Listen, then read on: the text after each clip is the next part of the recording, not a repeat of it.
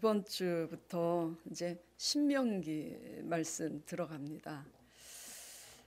말씀의 장수만 넘어가는 것이 아니라 신명기 말씀을 잘 묵상하면서 우리가 이스라엘과 같은 신앙의 모습이 아닌가 돌아보고, 우리의 신앙이 또 이스라엘 백성들과 같다면 그 고리를 떼어버려야 되겠죠.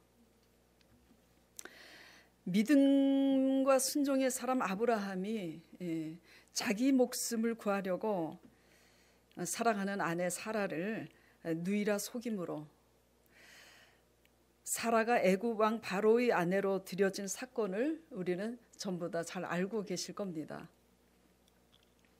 왜냐하면 사라는 심히 아름다운 여인이라 하나님을 몰라서 하나님을 두려워하지 않는 애굽의 바로 왕이 사라를 취하고 자신을 죽일까 봐 두려워서 아내 사라를 누이라 하라고 아브라함이 시킵니다. 그래서 바로 왕이 아브라함을 후대하고 오라빈 줄 알고 후대하고 사라를 아내로 들이게 되는데, 그날 밤 하나님이 개입하셔서 바로 궁에 재앙을 내립니다. 사실 누가 잘못했냐면 아브라함이 잘못을 한 거죠. 실수는 아브라함이 했는데 재앙은 바로 궁에 임합니다.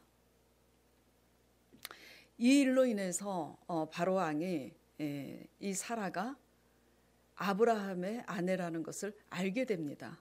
그래서 아브라함을 불러서 왜 나를 속였느냐고, 그렇게 하면서 이제 두려워서 사라를 다시 아브라함에게 내어줍니다. 이로써 하나님이 개입하신 그 재앙 덕분에 바로 왕이 사라와 아브라함을 두려워하니 다시 내어주잖아요. 이로써 아브라함이 아내 사라를 데리고 그 모든 소유를 이끌고 애굽에서 나오게 됩니다. 다시 이제 나오게 될 때 어디로 갑니까? 가나안으로 올라가게 되는 거죠. 저 살겠다고 사랑하는 아내를 희생시키게 된 아브라함. 그런데도 하나님께서 왜 개입을 하셔서 아브라함에게 재앙을 내리는 것이 아니라 바로 궁에 재앙을 내리셨을까? 하나님은 공의의 하나님이신데 오히려 이들의 허물을 구속하여 주셔서 이들을 지켜주시고 보호해 주신 거잖아요.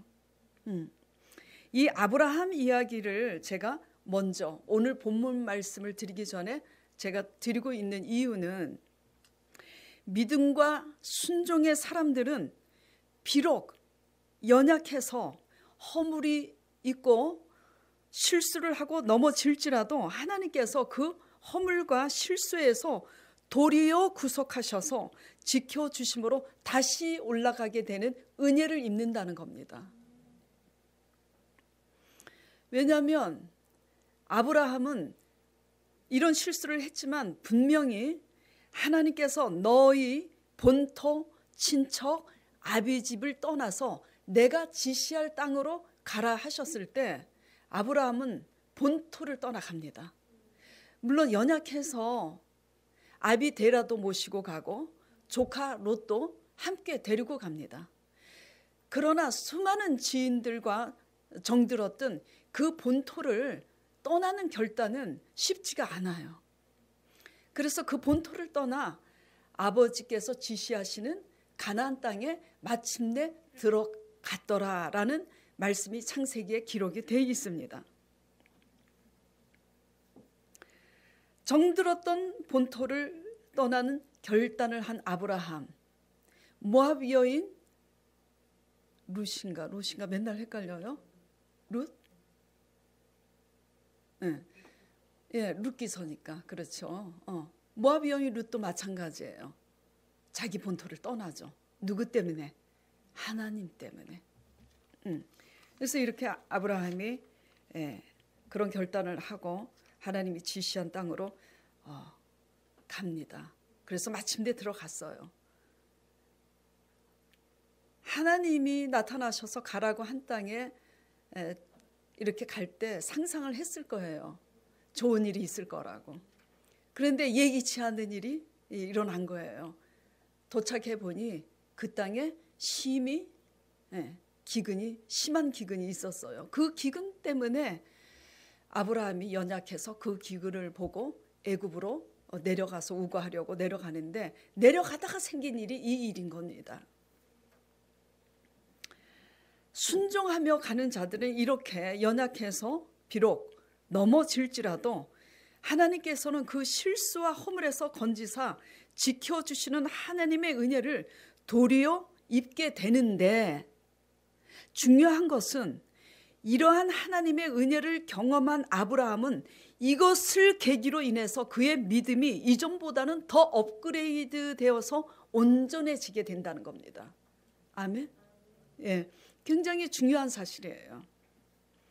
하나님은 믿음과 순종으로 가는 자들의 실수와 허물에서 구속하사 도리어 그 믿음을 더욱 온전케 빚어 가시는 분이신데, 이러한 아브라함의 믿음과 순종과는 달리 이스라엘의 불신앙과 불순종은 하나님의 진노와 징계 속에서 다시 원점으로 돌아가 비참하게 처음부터 다시 시작하게 되는 수고를 해야 한다는 겁니다.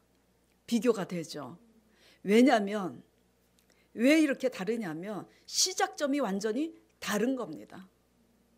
불순종과 불신앙과 불순종의 사람들은 그 시작점이 달라요. 어떻게 다르냐면 하나님의 말씀을 쫓아가기 위해서 그 어떤 것도 버리지 않습니다. 두 갈래 길이 있는데 한 갈래 길을 선택하려면 한 길을 포기해야지 돼요. 버리지 않고는 갈 수가 없는 겁니다. 우리의 불신앙과 우리의 불순종은 하나님의 말씀을 쫓아가기 위해서 그 어떤 것도 버리지 않습니다. 그렇기 때문에 그 어떤 결단도 하지 못해요. 시작점이 완전히 달라요. 그렇기 때문에 여호수아 갈렙 외에는 모든 이스라엘 백성이 하나님이 약속하신 가나안 땅에 들어가지 못하고, 오늘 본문 말씀처럼 하나님의 징벌로 인해서 다시 광야로 들어가 수많은 세월을 다시 그 광야에서 유리하다가 죽게 되는 겁니다. 자, 이렇게 제가 그래서 아브라함의 예를 들면서 불신앙, 불순종, 믿음과 순종의 사람을 비교해서 말씀을 드렸어요. 자, 그렇다면 이것에 의해서 다시 정리를 해보자고요. 믿음과 순종의 사람이라는 기준은 뭘까?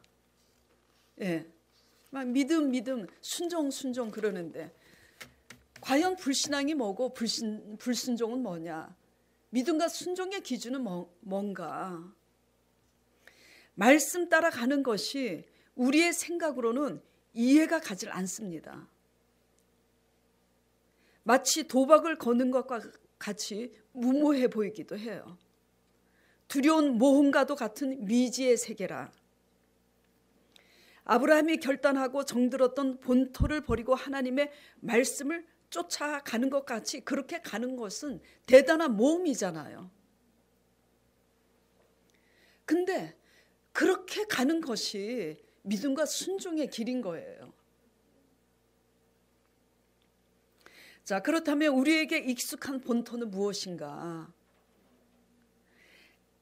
우리에게 익숙한 본토는 뭐냐면 세상에 익숙해져 있는 우리의 사고방식이고, 세상에 익숙해져 있는 우리의 계산이고, 우리의 수단과 방법들인 겁니다. 세상 본토에 살면서 익숙해져 있고 정들었던 그런 사고방식, 그런 수단, 그런 계산들인 거죠. 그렇기 때문에 이 세상 본토에서 그동안 익숙해져 있고 정들었던 우리의 사고방식과 생각들과 수단들을 버리고 아버지의 말씀을 쫓아가는 이것이 뭐냐면 믿음과 순종의 기준인 거예요. 이런 것이 없이 우리가 그냥 표면적으로 지키는 신앙은 신앙이 아닌 거예요. 그냥 무대만 바뀌었을 뿐이에요. 예. 뭐 이단에 가든지 절간에 가든지 그냥 종교심이 가득한 것뿐이지 아무것도 아닌 거예요. 그냥 헛고생하는 것뿐입니다. 껍데기 신앙인 거죠. 이러한 껍데기 신앙의 위험성은 마태복음 7장 24절 27절과 같이 됩니다. 그러므로 누구든지 나의 이 말을 듣고 행하는 자는 그 집을 반석 위에 지은 지혜로운 사람 같으리니 비가 내리고 창수가 나고 바람이 불어 그 집에 부딪히되 무너지지 아니하나니 이는 주초를 반석 위에 말씀의 반석 위에 놓은 까닭이요 나의 이 말을 듣고 행하지 아니하는 자는 그 집을 모래 위에 지은 어리석은 사람 같으니 비가 내리고 창수가 나고 바람이 부니 그 집에 부딪힘에 무너져 그 무너짐이 심하니라.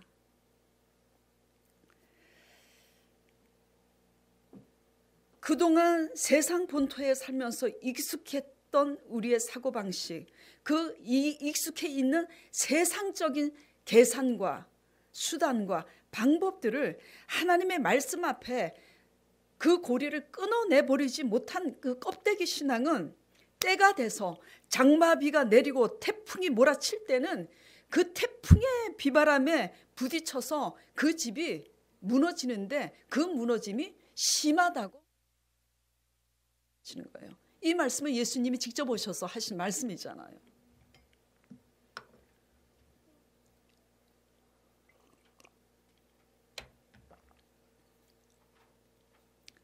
나의 이 말을 듣고 행하지 아니하는 자.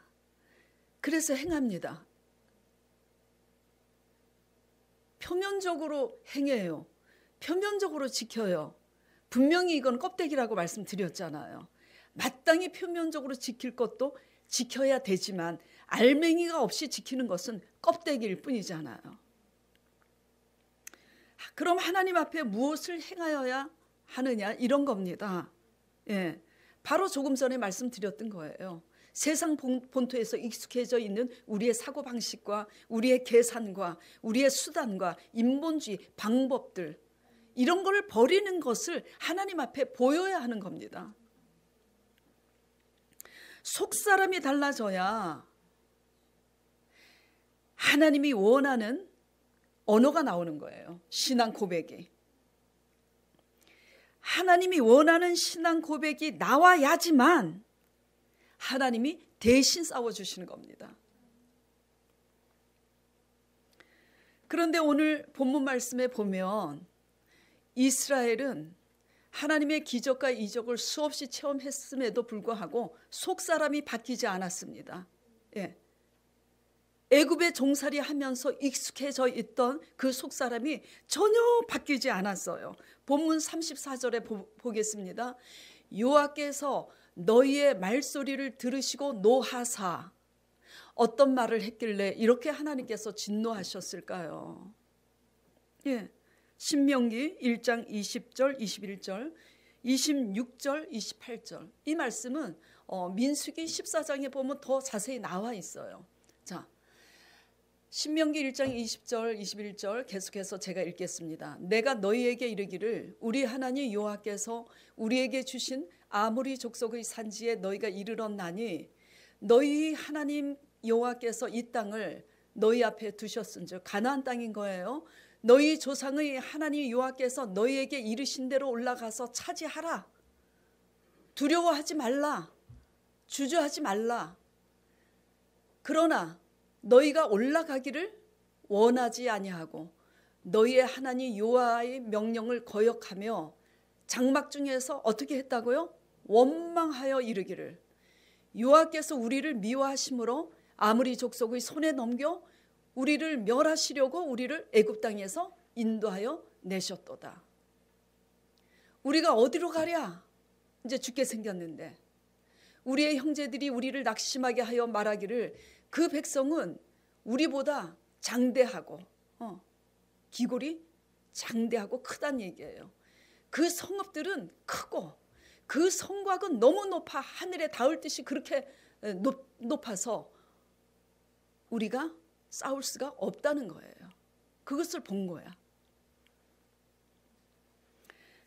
지금 이 말을 누가 하고 있는 거죠? 이스라엘 백성들이 이렇게 말하고 있는 것을 하나님이 들으신 겁니다. 자, 이스라엘은 분명 애굽에서 나올 때 하나님이 약속하신 말씀대로 하나님께서 어떻게 전지전능하게 행하셨는지를 목도하고 경험한 바 있습니다. 예. 일단 문설주에 양의 피를 바르라고 아버지께서 말씀하셨을 때 그렇게 하면 애굽의 장자들을 칠 때 그 죽음의 그림자가 너희를 넘어가리라. 그래서 그 말을 믿고 살고 싶으니까 양의 피를 문설주에 발랐어요. 내 피를 바르는 게 아니라 양의 피니까 쉽죠. 예. 그래서 양을 잡아서 그 피를 문설주에 바르니 그날 밤에 죽음의 그림자가 지나가는데 양의 피를 바르지 않은 애굽의 장자들은 다 치니 그날 밤 애굽의 장자의 연고로 전무후무한 곡성이 있는데 이스라엘 백성들의 장자는 다 살았습니다. 그것만 경험했어요? 이게 마지막 10번째 재앙이잖아요. 첫 번째, 두 번째, 세 번째, 9가지 재앙, 이 10가지 재앙을 다 목도하고 그리고 홍해를 건너는 하나님의 이적과 기적도 경험했잖아요. 그래서 홍해를 건너고 뒤따라서 추격해오는 애굽의 군사들, 그 군사들을 하나님께서 수장시키시는 그 일을 다 목도했습니다. 그럼에도 불구하고 이들은 지금요 여전히 하나님의 약속하신 말씀에 대해서 믿음으로 뿌리를 전혀 내리지 못하고 있는 겁니다. 저와 여러분을 돌아보시기 바랍니다. 과거에 우리도 하나님의 살아계신 은혜를 경험한 적이 있고 응답을 받아본 적도 있고 그리고 수없이 주일 설교를 듣고 그리고 수없이 목회자들을 통해서 간증들 듣고 요즘은 세상이 좋아서 유튜브로도 그 훌륭하고 유명한 목사님들의 유튜브 설교를 다 듣고 계시잖아요. 얼마나 간증이 많습니까? 그런데도 불구하고 믿음의 뿌리를 전혀 내리지 않아서 삶 가운데 이와 같이 부정적인 신앙 고백을 하는 이 불신앙 이런 거잖아요. 이스라엘 백성들의 사고는 전혀 세상 본토의 사고에서 벗어난 게 지금 아무것도 없습니다. 세상 사고는 어떤 거예요? 숫자가 많으면 이기는 거고 크면 이기는 거예요. 큰 자가 작은 자를 이기는 게 세상 사고잖아요. 높은 자가 낮은 자를 이기는 게 세상 사고잖아요. 이스라엘은 이 세상 사고로 하나님이 주시겠다고 약속하신 하나님의 이 말씀을 지금 무시하고 대적하고 있는 겁니다. 하나님과 가장 원수되는 게 뭔지 아세요? 우리의 불신앙입니다. 하나님을 믿지 못하는 불신앙, 불순종이 최고의 악인데 우리는 그걸 인지하지 못하고 자꾸 표면적인 지키는 열심에 목숨을 겁니다. 오늘 본문 말씀 36절이에요. 오늘 본문 말씀 36절.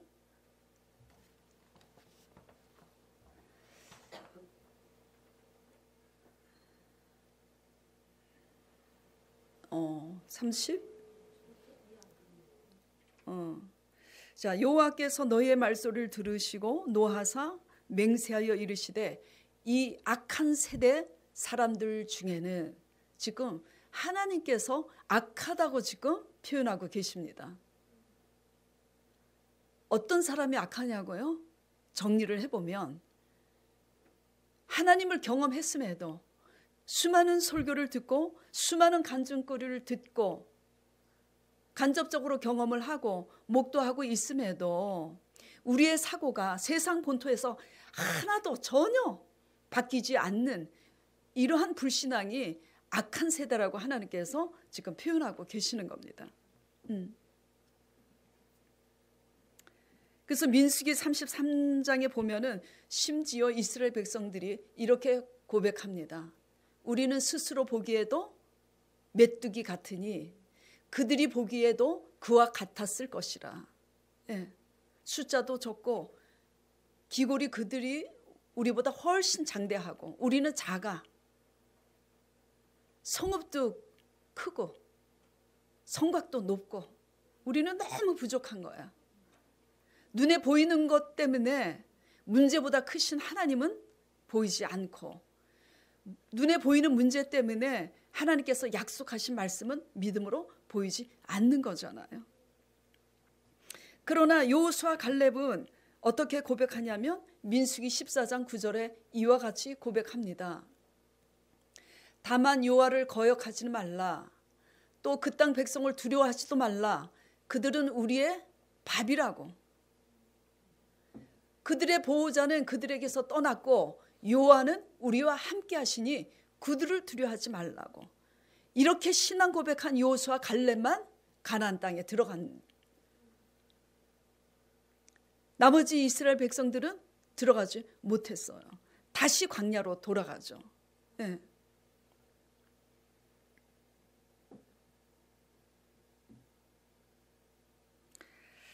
자, 그런 이제 고백을 해서 하나님의 진노를 사서 40절 말씀에 41절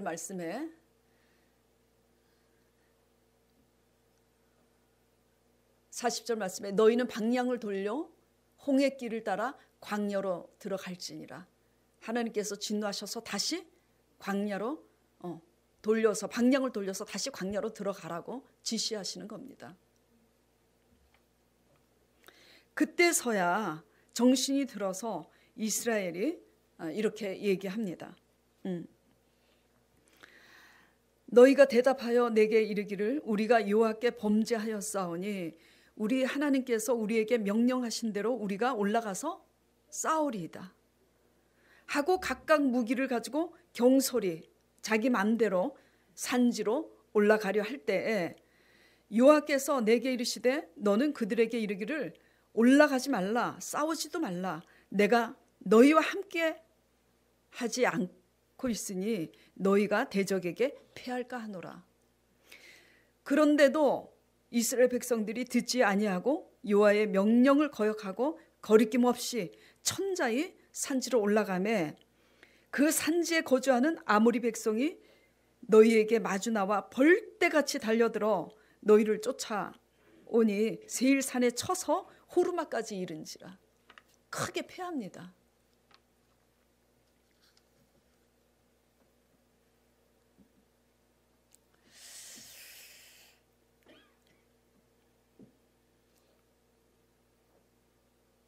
여기서 우리가 알아야 될 것은 일단 제가 설명을 드리기 전에 하나님은 긍휼이 많으신 분인데 왜 범죄하였다고 고백하고 다시 싸우러 올라가겠다고 하는데 하나님께서 왜 그렇게 하지 말라고 그러셨을까요?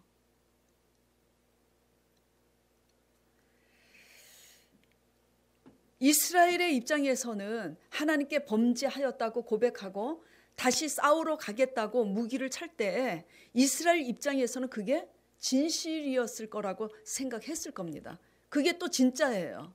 그렇죠? 진짜니까 올라가니까 아무리 사람들이 벌떼같이 쫓아오니 패하여서 호르마까지 쫓겨가게 되잖아요. 네. 이제 이게 문제입니다. 이게 굉장히 중요한 거예요.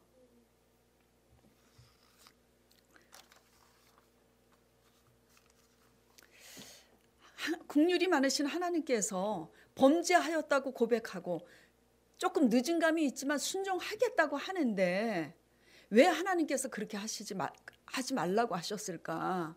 그거는요, 속에서부터 우러나오는 진심 어린 진짜 신앙 고백이 없이는 싸운다고 해도 100점 100패 할 수밖에 없기 때문입니다. 이해가 가세요? 예.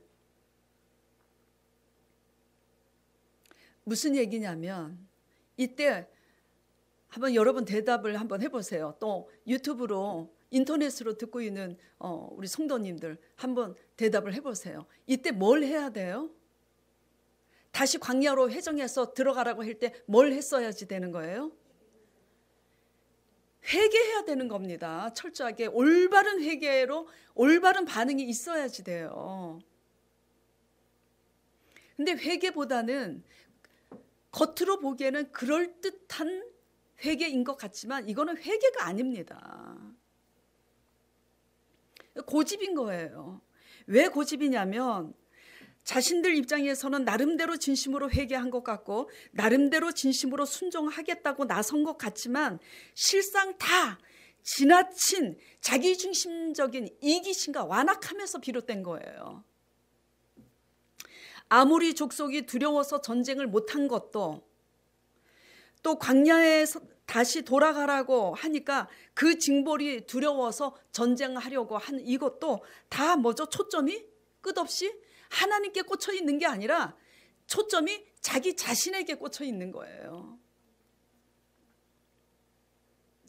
전쟁을 하고 안 하고의 주체가 철저히 하나님 중심이 아니라 자기 주관적이라는 거죠. 자기 편리한 대로 그때그때마다 저 살고 싶어서. 예. 이스라엘은 하나님께 초점을 두질 않았습니다. 하나님께 초점을 두는 게 뭘까요? 표면적으로 지키는 것이 하나님께 초점을 두는 걸까요? 아니에요. 예. 하나님께 초점을 둔다는 것은 크신 하나님의 영광을 나타내고자 하는 마음이 있어야지 돼요. 내 남편에게, 내 자녀에게, 내 사랑하는 사람들에게, 지인들에게 살아계신 하나님이 말씀만 하시면 능치 못함이 없는 그 말씀대로 능하신 하나님의 살아계심을 나타내고자 하는 꿈이 있어야지 돼요. 근데 하나님의 꿈이 없어요. 내 꿈밖에 없는 거야. 어떻게 하면 잘 먹고 잘 살까? 내 꿈밖에는 없는 거예요. 그리고 순종함으로 하나님의 마음을 기쁘게 하고자 하는 착한 마음보다는 그냥 현재 어떻게 하면 내가 편하게 잘 먹고 잘 살까? 그것밖에는 없는 거예요. 그리고 믿음으로 살아야 구원을 얻는다는 영적인, 영생에 이르는 영적인 신앙이 없는 거예요. 현재가 중요한 거지. 오직 그들의 관심은 현재 편하게 누구보다도 잘 먹고 잘 사는 것 밖에는 관심이 없어요. 이스라엘은 하나님의 필요를 따라 움직이거나 전쟁하지 않습니다. 주체가 오직 자기 자신이에요. 싸울 대상도 자신이 정하고 자기가 마음에 안 들면 싸우는 거야. 싸우는 시기도 자신이 정하는 거예요. 내가 화나면 화내는 때가 싸우는 때야. 예.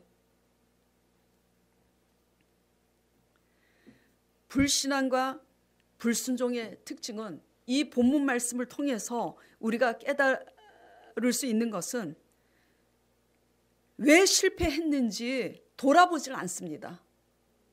예, 불신앙, 불순종의 사람들의 특징은 내가 왜 실패했는지, 내가 왜 이렇게 하나님의 징벌을 받고 있는지 그걸 아주 진지하게 돌아보고 깨닫고 노력을 해야 되는데 거기에 주력하지 않아요. 거기에 주력하지 않으니까 회개는 없고 자꾸만 자신의 의도대로 뭔가를 하려고 합니다. 지금 알아들으세요? 이거 굉장히 중요해요. 회개는 없이 뭔가를 자꾸 하려고 해요. 회개는 없이 자꾸 쓸데없이 하나님 앞에 멋있는 신앙 고백 자꾸 내보이려고. 하나님은 속지 않아요. 예. 불신앙의 꼬리를 끊어내려면 첫째는 하나님의 징계 속에서 자꾸 그럴듯한 엄한 소리 해대지 말고 왜 실패하고 왜 징벌을 받고 있는지 깨닫고 올바로 회개하고 고백할 줄 아는 데서부터 신앙이 시작되는 겁니다.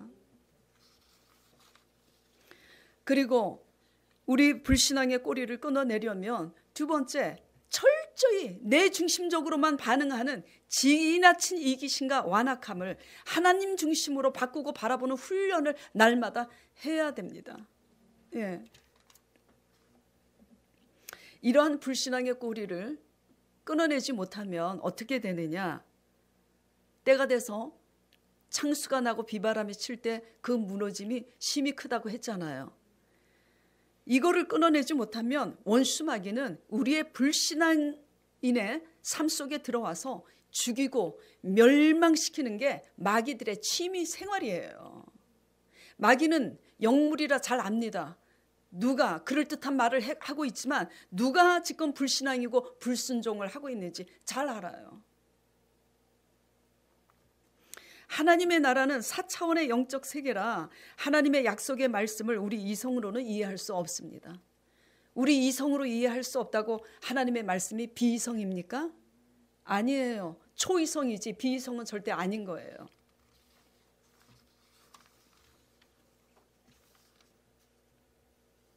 예를 들어서 초이성, 비이성 헷갈리지 않기 위해서 제가 실제적인 예를 들어보도록 하겠습니다. 자, 제가 자주 이제 예를 드는 건데 돈 못 벌어 오는 데다 바람까지 피우는 남편 때문에 소가리를 하면서 또 자녀들이 있고 하니까 우리가 희생하면서 돈을 벌어서 자녀를 양육하고 있는데 어느 날 성령님께서 기도 중에 일하지 말고 주만 바라보라고 하실 때 이거 인간적인 생각으로 이해가 갑니까? 이해가 안 가죠. 내가 대단한 사람인데 지금 왜 대단해요? 바람도 피우지 않고 열심히 일해서 성실하게 돈도 벌고 근데 내 배우자는 돈도 벌지 않고 바람까지 펴. 자녀들에 대한 책임도 없어. 나만 희생하는 것 같아. 하나님이 때로는 원망스럽기도 해. 근데 하나님이 오히려 나를 축복하기는커녕 오늘날 나타나셔서 아무것도 하지 말고 주만 바라보라고. 인간적인 사고방식으로는 이해가 가지 않아요.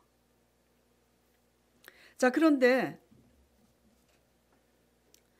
이렇게 살다가 보니 그런 배우자가 왼수 같아서 날마다 그 배우자를 원망하고 싸우고 다툽니다. 예. 그러다가 이제 내 의가 가득해요. 다 내 손으로 먹여 살렸잖아. 다 내가 먹여 살린 거야. 남편도 자식도. 그러니 하나님이 딱 보실 때는 뭐죠? 그 성품이 변화야 돼야 되니까 하나님께서 올스톱하게 하는 겁니다. 네가 벌어서 먹여 살리는 것 같아? 너 공중에 나는 새를 보라. 공중에 나는 새도 내가 먹이거늘 하물며 너희일까 보냐? 하나님의 나라와 의를 먼저 구하라. 하나님은 우리를 변화시키고자 하시는 이 세상 본토의 3차원의 사고방식을 넘어서 4차원의 사고방식 속에서 우리를 변화시키기 위해서 하나님께서 다 내려놓게 하시는 겁니다. 믿음이 없이 보면 성령님께서 말씀하시는 그 지시가 미련해 보이지만 하나님의 4차원의 영적 세계에서 하나님의 관점에서 그 하나님의 메시지를 해석하면 더없이 우리를 영혼이 잘된 같이 범사가 잘되고 강건케 인도하시고자 하는 하나님의 뜻인 겁니다. 사랑할 수 없는 사람을 어떻게 사랑합니까?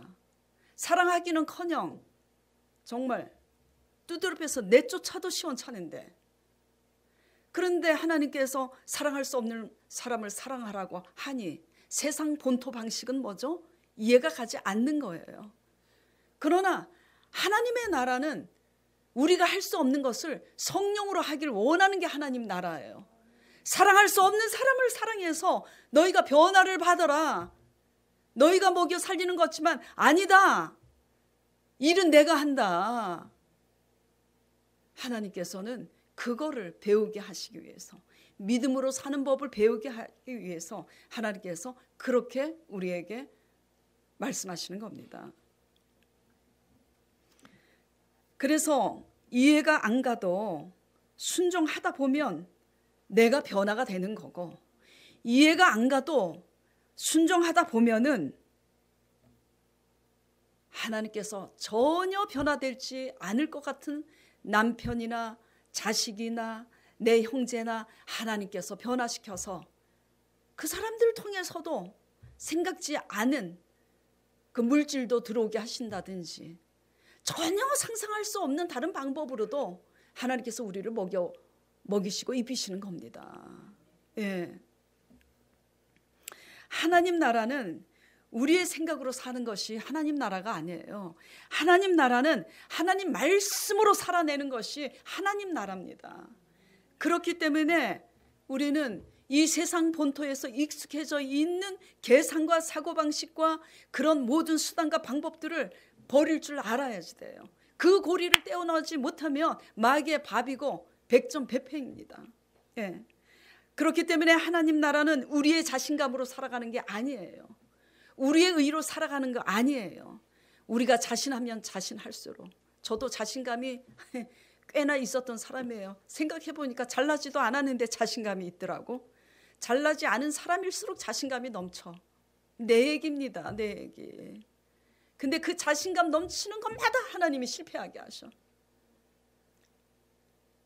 자신감 넘치는 게 실패해서 힘이 빠지면 하나님이 일하실 줄 믿으시기 바랍니다. 예.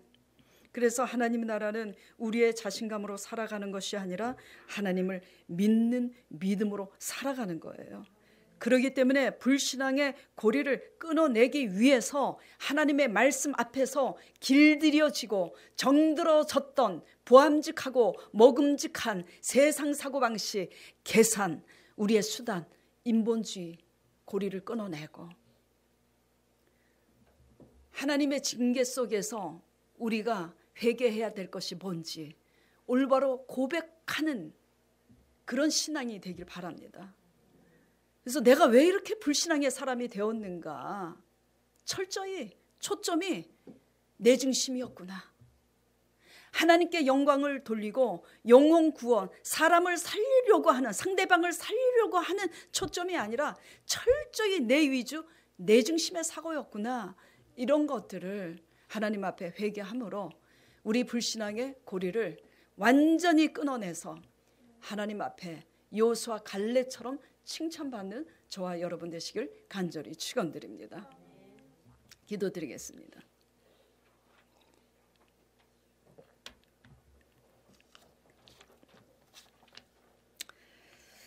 하나님 아버지, 이스라엘 백성들이 하나님의 기적과 이적을 체험하고 하나님의 은혜를 수없이 경험했습니다. 그런데도 하나님 약속하신 말씀 앞에 믿음의 뿌리를 전혀 내리지 못해서 약속의 땅 가나안을 눈앞에 두고 하나님께서 올라가서 취하라고 말씀하시고 두려워 말라고 무서워하지 말라고 말씀하셨음에도 불구하고 하나님을 원망하여 이르되 우리로 죽게 하려고 애굽에서 이끌어냈다고, 그리고 저들 보기에 우리는 메뚜기와 같다고 이런 고백을 함으로 하나님의 진노를 받아서 다시 광야로 들어가게 됩니다. 하나님이 진노해서 다시 광야로 회정해서 다시 광야로 들어가라 하니 또 그 광야 생활이 너무 힘들고 지치니까 그 광야 생활이 두려워서 다시 또 범죄하였다고 하면서 순종하겠다고 하지만 하나님을 위한 순종이 아닙니다. 광야가 두려워서 하겠다는 순종이지요. 예. 가나안 땅을 쳐서 올라가서 싸우라 할 때도 두려워서 못 싸우고, 광야로 들어가라 할 때도 그 광야가 힘들어서 두려워서 싸우겠다고 하는 거고, 전부 다 자기 위주로 그 전쟁하는 그 가치관과 그 전쟁의 그 여부도 다 자기 위주입니다. 주님, 이게 무슨 회개입니까? 그래서 회개, 불신앙과 불순종의 사람들의 특징은 올바른 회개를 하지 않고 자기 의도대로 자기 위주대로 뭔가를 해내려고 자꾸 엄한 소리만 해대고 진정한 회개 올바로 하지 못하고 진정한 감사도 올바로 하지 못하고 그렇게 곁길로 가게 됩니다. 주여, 지금 처한 시점에서 왜 하나님의 징계를 받아서 우리가 이와 같이 됐는지 올바로 깨닫고 올바로 신앙 고백해서 불신앙의 고리가 끊어지게 하여 주시옵소서. 그래서 온전히 하나님의 중심으로 거듭날 수 있도록 축복하여 주시옵소서. 이렇게 갈 때 대신 싸워주시고 우리가 상상할 수 없는 길을 하나님께서 열어주시는 하나님의 영광을 체험하게 되는 우리 소망교인 저가 될 수 있도록 축복하여 주시옵소서. 예수 그리스도 이름으로 기도드리옵나이다. 아멘.